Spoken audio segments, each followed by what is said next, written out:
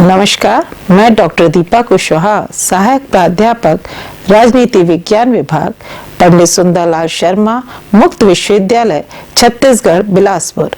आज हम भारतीय संविधान में मौलिक अधिकारों का अध्ययन करेंगे। मौलिक अधिकार, फंडामेंटल राइट्स।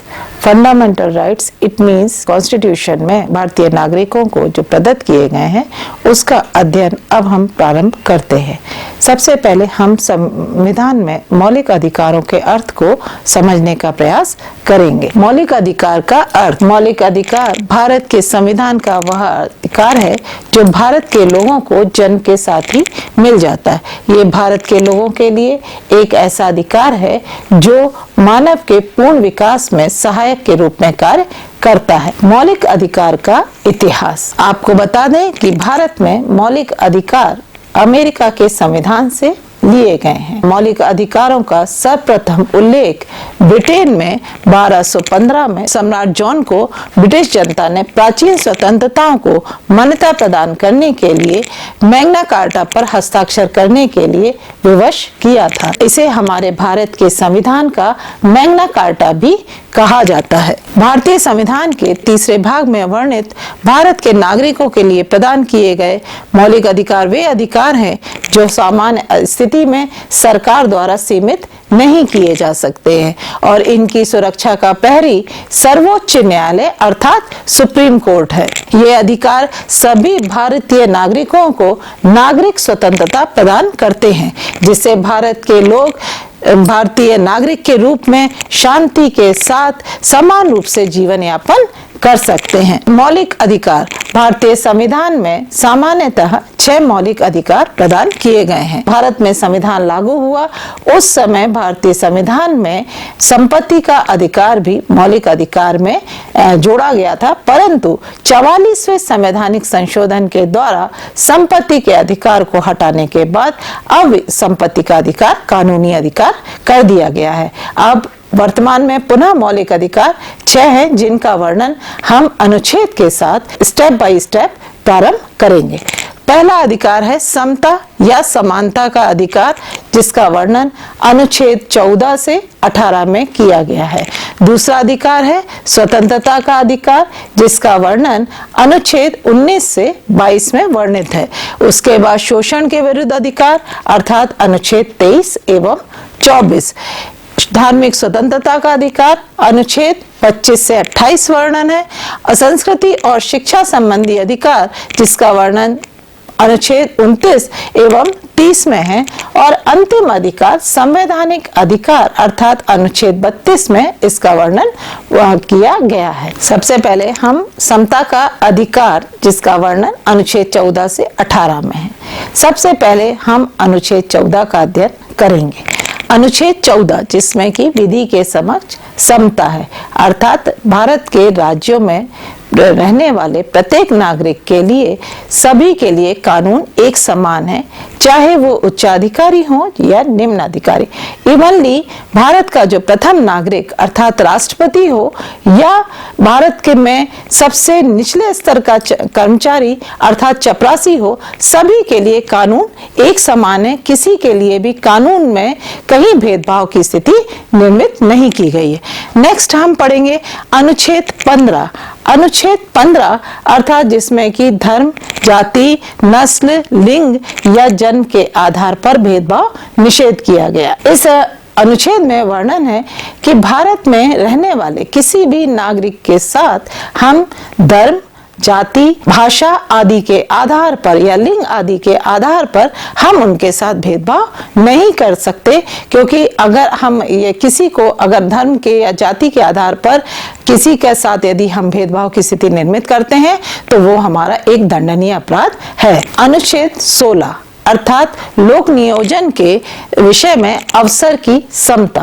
लोक नियोजन में अवसर की समता से तात्पर्य है कि भारत के परिक्षेत्र में रहने के वाले किसी भी नागरिक के लिए प्रतियोगी परीक्षाओं या किसी भी आपके सरकारी नौकरी के लिए कोई भेदभाव की स्थिति नहीं की जाएगी, सबको समान अवसर उपलब्धता कराई जाएगी।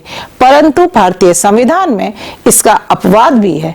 आज अगर पिछले हम 1947 के पूर्व में देखेंगे तो अनुसूचित जाति, जनजाति और पिछड़ा वर्ग चूंकि उस समय शोषित की श्रेणी में था, इसीलिए भारतीय संविधान में आरक्षण की जो व्यवस्था दी गई है, तो यहाँ पर जो हम नियोजन की व्यवस्था में कुछ इनके लिए अपवाद है, इनको विशेष आरक्षण की सुविधा देने के साथ इनको कुछ विशेष रियायतें प्रदान की जाती हैं। नेक्स्ट स्लाइड हम पढ़ेंगे अनुच्छेद 17। अनुच्छेद 17 अर्थात अस्पृश्यता का अंत। अस्पृश्यता का मीनिंग है छुआछूत। अगर पुराने उसमें जाएंगे तो देखेंगे कि हम निचली जाति के साथ उच्च वर्ग जो था वो छुआछूत की स्थिति निर्मित करता था।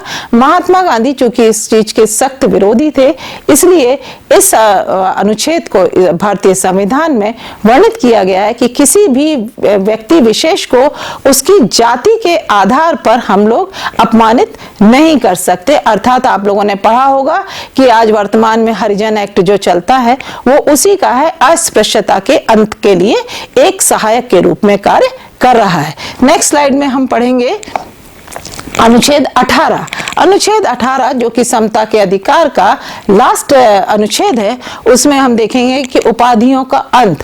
अर्थात पूर्व में जब भारत आजाद नहीं हुआ था उस समय ब्रिटिश काल में ब्रिटिश सरकार द्वारा उपाधियां अलग अलग क्षेत्र में दी जाती थी, लेकिन वर्तमान में जब भारतीय संविधान में आपके 1950 के बाद उपाधियों का निषेध कर दिया गया है, परंतु सेना और विद्या के क्षेत्र में आज भी उपाधि दी जाती है। जैसे हम लोग विद्या के क्षेत्र से संबंधित है, तो आज जो हम लोगों को डॉक्टरेट की उपाधि दी जाती है वो एक उपाधि है। सेना में आप लोग देखते हैं कि शौर्य चक्र, परमवीर चक्र, ये सब जो दिए जाती हैं उपाधियां, ये सब दी जाती हैं। लेकिन इसमें भी ये है कि यदि किसी भारतीय नागरिक को विदेश में कोई उपाधि प्रदान की जा रही है तो उसके लिए अनिवार्य है कि जो भारत का राष्ट्रपति है उसकी सहमति लेना इसके लिए अनिवार्य है, तभी आप अन्य देश की कोई उपाधि ले सकते हैं। अन्यथा हम कहीं की भी उपाधि लेने के लिए अब भारतीय संविधान में निषेध कर दिया गया है। नेक्स्ट हम अब दूसरा अधिकार पढ़ेंगे। पहला अधिकार हमने पढ़ा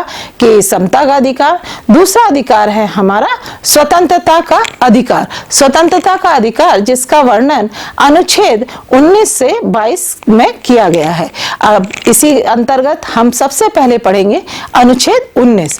अनुच्छेद 19 जिसमें कि भारतीय के मूल संविधान में आपके प्रारंभ में 7 तरह की स्वतंत्रताओं का उल्लेख था, लेकिन अब जो स्वतंत्रताएं हैं वो मात्र 6 है जो कि निम्नानुसार है। सबसे पहले हम देखेंगे 19A। अनुच्छेद 19A में हम पढ़ेंगे कि बोलने की स्वतंत्रता। बोलने की स्वतंत्रता अर्थात वाक्य की स्वतंत्रता। अगर आप देखेंगे कि प्रेस की जो स्वतंत्रता है, मीडिया जो है, वो पूर्णतः भारतीय संविधान में स्वतंत्रता के श्रेणी में लाया गया है। इसीलिए भारतीय संविधान में जैसे सरकार के 3 अंग हैं, तो चतुर्थ स्तंभ के रूप में आपके प्रेस की स्वतंत्रता को रखा गया है। उसी तरह हम अब अनुच्छेद 19B को पढ़ेंगे। 19B अर्थात आपके देखिए शांतिपूर्वक बिना हथियारों के एकत्रित होने और सभा करने की स्वतंत्रता। हमको यह अधिकार भारतीय संविधान देता है कि हम किसी भी 2 या 2 से अधिक व्यक्तियों को एकत्रित करके अपनी सभा बुला सकते हैं। परंतु इसमें भी जो हमको मौलिक अधिकार दिए गए हैं, जो भी स्वतंत्रताएं प्रदान की गई, उनके साथ कहीं ना कहीं प्रतिबंध भी है।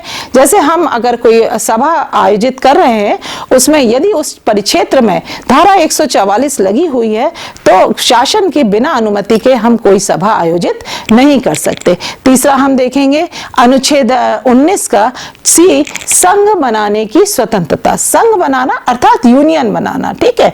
यूनियन आप देखेंगे कि आज हम देखते हैं मजदूर की यूनियन है, रेलवे में यूनियन है, अलग अलग हम अपना कोई भी एसोसिएशन बनाते हैं, कोई भी एनजीओ गठित करते हैं, तो ये हमको अपने संघ बनाने की स्वतंत्रता प्रदान है। हम कोई भी अपने एक समान उद्देश्य को लेके हम अपने संघ बनाने का भारतीय संविधान हमको पूर्णतः स्वतंत्रता प्रदान करता है, बशर्ते कि हमारा जो उद्देश्य है वो समाज हितार्थ होना चाहिए। नेक्स्ट हम पढ़ेंगे कि अनुच्छेद 19D 19D में हमारा है कि देश के किसी भी परिक्षेत्र में आवागमन की सुविधा। आवागमन अर्थात हम देखते हैं कि भारतीय संविधान में आज आप देखें कि कोई भी व्यक्ति, जैसे छत्तीसगढ़, आप इसका उदाहरण ले सकते हैं कि छत्तीसगढ़ में अलग अलग स्टेट के लोग आके अपनी आजीविका को बना रहे हैं, आजीविका का उपागम कर रहे हैं। हम कहीं भी अपने आने जाने की स्थिति निर्मित कर सकते हैं, हम कहीं भी आ सकते हैं, जा सकते हैं। भारत के परिक्षेत्र में कहीं भी हमको पासपोर्ट या वीजा लेने की अनिवार्यता नहीं है। नेक्स्ट स्लाइड में हम देखेंगे अनुच्छेद 19 का ई। अनुच्छेद 19 ई में हम देखेंगे कि निवास करना और आजीविका की स्वतंत्रता, अर्थात भारत के परिक्षेत्र में हम कहीं भी रह सकते हैं और आजीविका का साधन उपलब्ध करा सकते हैं। आप देखें कि अगर पूर्व में जब अभी 370 जब खत्म हुआ तो जम्मू कश्मीर में इसके पूर्व आपके निवास करने की स्वतंत्रता नहीं थी किसी भी अन्य राज्य के नागरिकों को, एवं वहां पर आजीविका की भी उतनी स्वतंत्रता प्रदान नहीं की गई थी। वो एक जम्मू कश्मीर एक अपवाद के रूप में था, परंतु 370 हटने के बाद आज वर्तमान में यदि हम देखेंगे तो आज भारत के किसी भी परिक्षेत्र में आप चले जाइए, किसी भी राज्य में चले जाइए, आप वहां अपना आजीविका भी स्टार्ट कर सकते हैं, प्लस आप अपना वहां स्थायी निवास भी बना सकते हैं। नेक्स्ट हम देखेंगे अनुच्छेद 19F को, संपत्ति का अधिकार। 19F में आप देखें संपत्ति का अधिकार, जो कि अब कानूनी अधिकार बन गया है। क्योंकि पूर्व में हमने संविधान के जो निर्मात्री थे उन्होंने ये देखा कि संपत्ति को जो उच्च वर्ग है या जो संपन्न वर्ग है वो संपत्ति का अनाप शनाप संग्रहण कर रहे थे, इसलिए संपत्ति के अधिकार को क्या कहते हैं, अब कानूनी अधिकार दे दिया गया है और संपत्ति एक लिमिट तक ही आप अब संग्रहण कर सकते हैं। उसके बाद हम देखेंगे अनुच्छेद 19G को। अनुच्छेद 19G में आप देखेंगे कि व्यापार एवं जीविका चलाने की स्वतंत्रता। व्यापार अर्थात व्यापार कैसा यूज करेंगे, इसमें भी आप देखें प्रतिबंध के रूप में कि हमको व्यापार किसी भी तरह का, हम छोटे से छोटा बिजनेस भी प्रारंभ कर सकते हैं राज्य के किसी भी, भारत के राज्य के किसी भी परिक्षेत्र में। परंतु अगर हम के आपके शराब का, लीकर का यदि कोई शॉप खोलना चाहते हैं, या हम आपके किसी अपनी खेती कृषि क्षेत्र में यदि हम अफीम आदि की खेती करना चाहते हैं, मेडिकल कोई मेडिसिनल प्लांट्स वगैरह का उपयोग करना चाहते हैं, तो वहां पर लाइसेंस की सुविधा आपके की गई है विधि के द्वारा कि उसमें हम शासन की परमिशन के द्वारा ही इस व्यापार को प्रारंभ कर सकते हैं और अपनी आजीविका को सुचारू रूप से संचालित कर सकते हैं। नेक्स्ट हम देखेंगे अनुच्छेद 20। आर्टिकल 20 में हम पढ़ेंगे कि अपराधों के लिए दोष सिद्धि के संबंध में संरक्षण। अपराध में अगर आप देखें दोष सिद्धि में संरक्षण से तात्पर्य है कि किसी व्यक्ति ने, अगर आप देखें कि जिस समय उसने कोई अपराध किया उस समय जो कानून लागू था, चूंकि हम आप सभी को जैसा विदित है कि भारतीय संविधान में नित्य नूतन संवैधानिक संशोधन परिस्थिति अनुसार होते रहते हैं, लेकिन यदि आपने जिस समय जो अपराध किया है उस अपराध का उस समय जो कानून में दंडनीय अपराध घोषित था उसी धारा के अंतर्गत आपको दंड प्रदान किया जाएगा। उसके बाद अगर कोई संशोधन होता है तो उसके अनुसार उस समय पर आपको वो अपराध के लिए अलग अलग धाराओं के द्वारा आपको दोषी सिद्ध नहीं किया जाएगा। अर्थात एक अपराध के लिए एक ही दंड की व्यवस्था की गई है, ना कि अलग अलग दंडनीय अपराध घोषित किया जाता है। प्लस हम देखते हैं कि अगर किसी व्यक्ति ने आपके अपराध कर दिया है और अदालत में केस चला गया है तो वहां पर कोई भी अभ्यर्थी, चाहे वो आपके सरकारी वकील ही क्यों ना हो, जो अभियुक्त है उसको अपने विरुद्ध गवाही देने के लिए बाध्य नहीं कर सकता। यहां पर यदि वो करता है तो वहां पर क्लियर है कि उसके मौलिक अधिकारों का हनन हो जाएगा। उसके बाद नेक्स्ट हम देखेंगे अनुच्छेद 21 अर्थात आपके प्राण एवं दैहिक स्वतंत्रता का संरक्षण। अनुच्छेद के अंतर्गत हम अध्ययन करेंगे कि इसमें आपके किसी भी व्यक्ति को स्वतंत्रता पूर्वक अपना जीवन यापन करने की भारतीय संविधान द्वारा पूर्णतः स्वतंत्रता प्रदान की गई है। यदि कोई किसी के जीवन में आपके उसके जीवन यापन के अंतर्गत अवांछित हस्तक्षेप करता है तो वो मौलिक अधिकारों के हनन के अंतर्गत आता है। नेक्स्ट हम देखेंगे अनुच्छेद 21 का अनुच्छेद 21 का में हम देखेंगे जो आपके संवैधानिक संशोधन 2002 में हुआ है, शिक्षा का अधिकार जो किया गया है वो इसी में है कि अनुच्छेद 21 का में कि 6 से 14 वर्ष के बच्चों को अनिवार्य प्रारंभिक शिक्षा प्रदान करने की व्यवस्था भारतीय संविधान द्वारा की गई है। उसके बाद हम नेक्स्ट देखेंगे कि आपका अनुच्छेद 22, अनुच्छेद 22 में हम देखेंगे गिरफ्तारी और निरोध में संरक्षण। गिरफ्तारी और निरोध में संरक्षण अर्थात क्या होता है कि पुलिस विभाग द्वारा यदि किसी व्यक्ति पर कोई शक होता है तो पुलिस को यह अधिकार प्राप्त रहता है तो कि वो किसी भी व्यक्ति को शक के आधार पर कम से कम 24 घंटे के लिए हिरासत में ले सकता है। लेकिन अगर शक के आधार पर गिरफ्तार कर लिया गया है तो यह अनिवार्य संविधान द्वारा किया गया है कि यदि आपने किसी को 24 घंटे में के अंदर गिरफ्तार किया गया है तो आपको अदालत में पेश करना अनिवार्य है। अर्थात वहां पर भी किसी अभियुक्त या कहना चाहिए जो संदेह के घेरे में है उसको भी यह अधिकार प्रदान है कि वो अपना पक्ष या विपक्ष अपना अदालत के सामने पेश कर सकता है। तो अनिवार्य है कि पुलिस उसको 24 घंटे के ज्यादा अपना गिरफ्तार में नहीं रख सकती। उसके बाद हम नेक्स्ट देखेंगे गिरफ्तारी और निरोध में संरक्षण को भी 3 भागों में विभक्त किया गया, जिसमें हम पहला देखेंगे हिरासत में लेने का कारण बताना होगा। हिरासत में लेने का कारण जैसे कि अगर आपका 24 घंटे का समय गुजर चुका है पुलिस द्वारा उनको गिरफ्तार किए हुए तो अदालत में पुलिस प्रशासन को यह बताना पड़ेगा कि आपने किस आधार पर अमुक व्यक्ति को गिरफ्तार किया है। तो यहाँ पर यह क्लियर है कि कोई भी प्रशासन आपके नागरिकों को अननेसेसरी परेशान नहीं कर सकता। नेक्स्ट हम देखेंगे कि निवारक निरोध जिसका वर्णन अनुच्छेद 22 के खंड 3, 4, 5 और 6 में किया गया है। उसके अंतर्गत यदि आप किया है कि जैसे कि किसी को अपराध के पूर्व ही गिरफ्तार करना, जैसे क्या है कि अगर आपको 3 से ज्यादा आपने कोई अपराध कर लिए हैं तो आप क्या कहते हैं अपराधी घोषित हो जाते हैं। तो वहां पर कोई ऐसी माहौल निर्मित होने लगता है कि पुलिस प्रशासन को ये लगता है कि आप शांति व्यवस्था में भंग करने का प्रयास करेंगे। उस स्थिति में पुलिस प्रशासन आपको पूर्व में ही गिरफ्तार कर लेता है। और वो गिरफ्तारी क्यों की जाती है? जिससे कि शांति व्यवस्था राज्य में या उस परिक्षेत्र में शांति व्यवस्था भंग ना हो। उसके बाद हम देखते हैं कि यदि आपने किसी व्यक्ति को गिरफ्तार कर भी लिया है तो उस व्यक्ति के लिए क्या अधिकार है? तो उसके लिए सबसे पहले हम देखेंगे कि सरकार ऐसे व्यक्ति को 3 महीने तक जेल में रख सकती है जो व्यक्ति यदि गिरफ्तार है, और उसको आपके सलाहकार बोर्ड द्वारा प्रतिवेदन प्राप्त करना होता है। सलाहकार बोर्ड प्रतिवेदन अर्थात रिपोर्ट प्राप्त करनी होती है कि इस व्यक्ति को हमने गिरफ्तार किया है और उसके ऊपर ये चूंकि पूर्व में अपराध घोषित हो चुके हैं इसलिए धाराओं के अंतर्गत हमने इसको गिरफ्तार कर रखा था। नेक्स्ट हम देखेंगे इसी में सेकंड कि निरुद्ध व्यक्ति को यथाशीघ्र निरोध आधार पर सूचित किया जाएगा कि जिन तथ्यों के आधार पर लोकहित के आधार पर हमने आपको गिरफ्तार किया था उसके बाद अब चूंकि शांति व्यवस्था निर्मित हो चुकी है तो अब ये अधिकार जो आधार बनाए गए थे वो अब पूर्णतः निरस्त किए जाते हैं। तीसरा हम देखेंगे कि निरुद्ध व्यक्ति को निरोध आदेश के विरुद्ध अभ्यावेदन करने का अवसर यथाशीघ्र प्रदान किया जाएगा।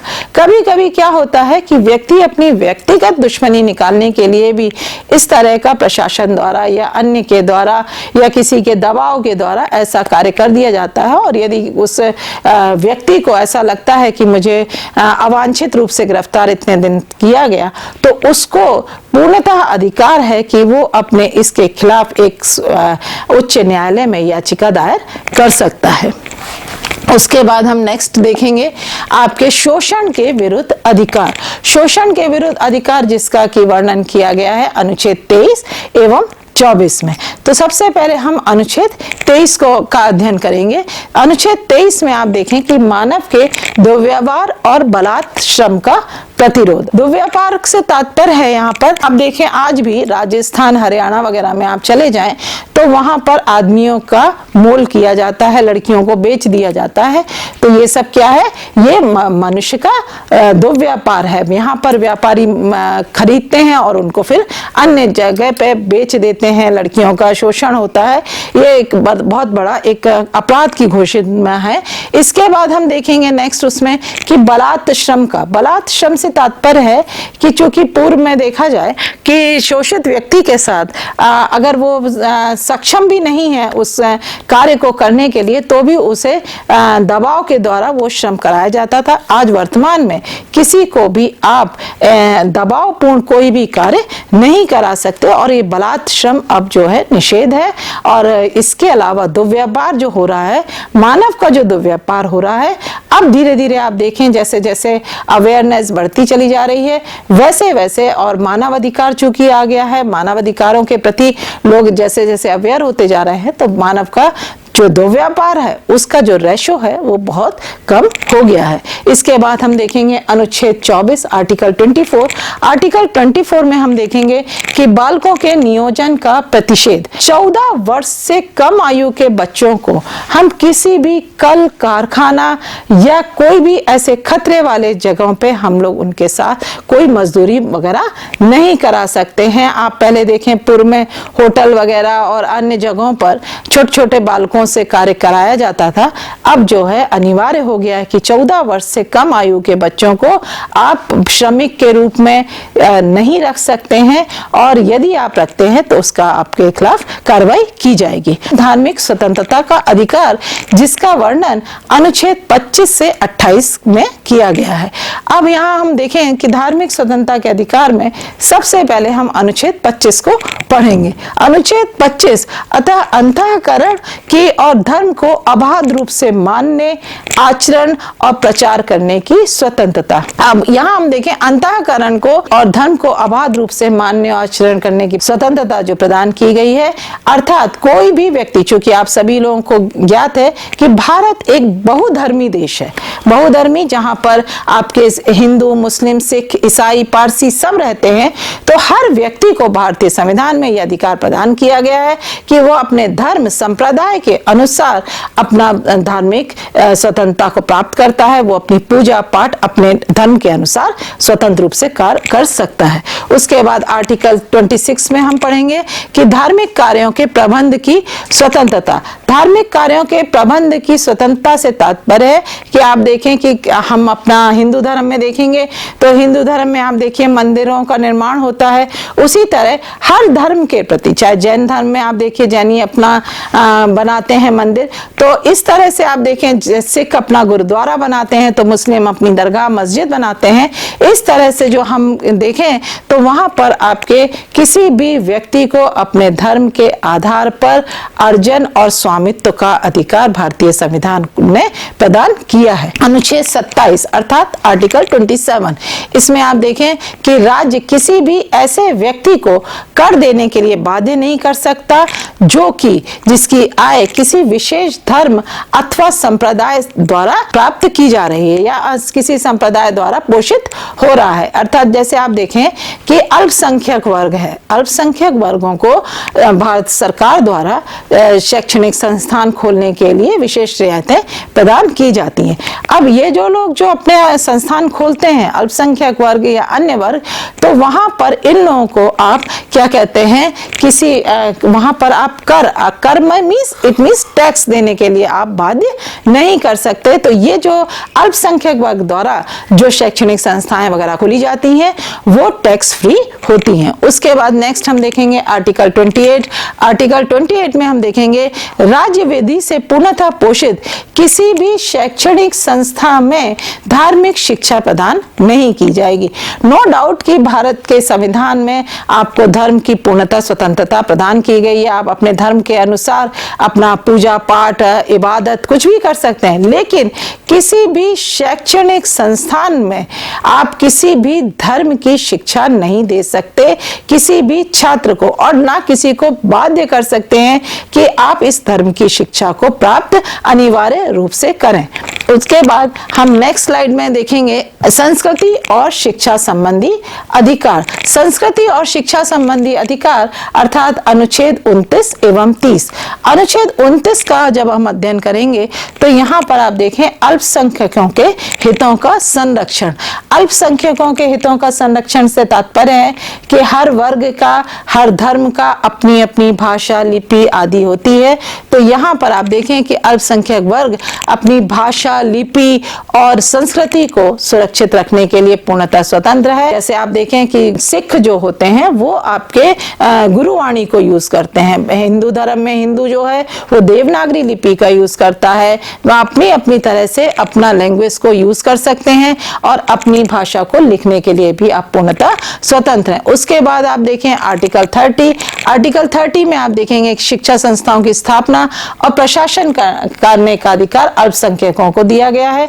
जब हम किसी भी अल्पसंख्यक वर्ग अपनी शैक्षणिक संस्था या किसी भी तरह की संस्था खोलता है तो वहां पर जैसे आप देखें कि सभी को मालूम है कि मंत्रालय द्वारा आपके, अब चूंकि मंत्रालय में आपके मानव संसाधन मंत्रालय जो है वो आपके किसी भी शैक्षणिक संस्थाओं को अनुदान प्रदान करने का कार्य करता है। तो जब कोई भी मंत्रालय जब अनुदान प्रदान करता है तो वो किसी को भी किसी वर्ग के आधार पर विभेद नहीं कर सकता। यदि कोई अल्पसंख्यक वर्ग द्वारा शैक्षणिक संस्थान का निर्माण किया गया है तो उसे भी वही शैक्षणिक अनुदान प्रदान किया जाएगा जो अन्य संस्थानों को सरकार द्वारा प्रदान किया जाता है।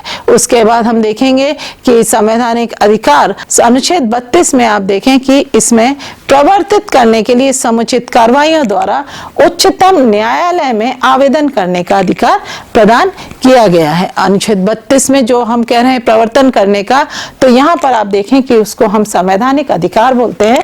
संवैधानिक अधिकार अर्थात अनुच्छेद 32 में इसमें कहा गया है कि अनुच्छेद इसमें भारतीय संविधान में इसके तहत मौलिक अधिकारों को प्रवर्तित करने के लिए समुचित कार्रवाई करने के लिए उच्चतम न्यायालय में आवेदन करने का अधिकार प्रदान किया गया है। अर्थात किसी भी नागरिकों के मौलिक अधिकारों का हनन होता है तो लास्ट में आप उच्चतम न्यायालय में आवेदन करने के लिए पूर्णतः स्वतंत्र है। मौलिक अधिकारों का हनन होने पर हमेशा उच्चतम न्यायालय अर्थात सुप्रीम कोर्ट में ही आप अपना आवेदन दे सकते हैं और उसके आधार पर सुप्रीम कोर्ट चूंकि संविधान की रक्षक के रूप में कार्य करती है तो इसलिए उसको यह अधिकार प्रदान किया गया है कि मौलिक अधिकारों के हनन होने पर कोई भी नागरिक डायरेक्ट सुप्रीम कोर्ट में अपने आवेदन कर सकता है। सर्वोच्च न्यायालय में हमने याचिका दायर कर दी, लेकिन याचिका या रिट दायर करने के लिए भी कुछ अधिकार दिए गए हैं। अगर हम देखें सर्वोच्च न्यायालय को 5 प्रमुख शक्तियां प्रदान की गई हैं, जिसमें कि पहला हम देखें बंदी प्रत्यक्षीकरण, अर्थात यदि आपको गिरफ्तार कर लिया गया है और आप समझ रहे हैं कि हमको अननेसेसरी परेशान करने के लिए या विद्वेष के नाते गिरफ्तार किया गया है, तो भारतीय संविधान यह अधिकार प्रदान करता है कि आप डायरेक्ट सुप्रीम कोर्ट में अपनी बंदी प्रत्यक्षीकरण की याचिका दायर कर सकते हैं। नेक्स्ट हम देखेंगे परमादेश। परमादेश का तात्पर्य है कि उच्चतम न्यायालय, उच्च न्यायालय में यदि किसी व्यक्ति का अगर अननेसेसरी कोई शोषण हुआ है निम्न न्यायालय या प्रशासन द्वारा, तो वहां पर सर्वोच्च न्यायालय को यह अधिकार है कि वो उससे संबंधित पूरी फाइल को अपने पास बुला सकता है। उसके बाद नेक्स्ट है प्रतिषेध, लेख उत्प्रेषण और अधिकार प्रक्षालेख। ये 5 अधिकार जो हैं ये सर्वोच्च न्यायालय को दिए गए हैं, ये शक्तियां प्रदान की गई हैं। आज के इस लेक्चर सीरीज में हमने भारतीय संविधान के मौलिक अधिकारों के प्रमुख अधिकारों का अध्ययन किया है। धन्यवाद।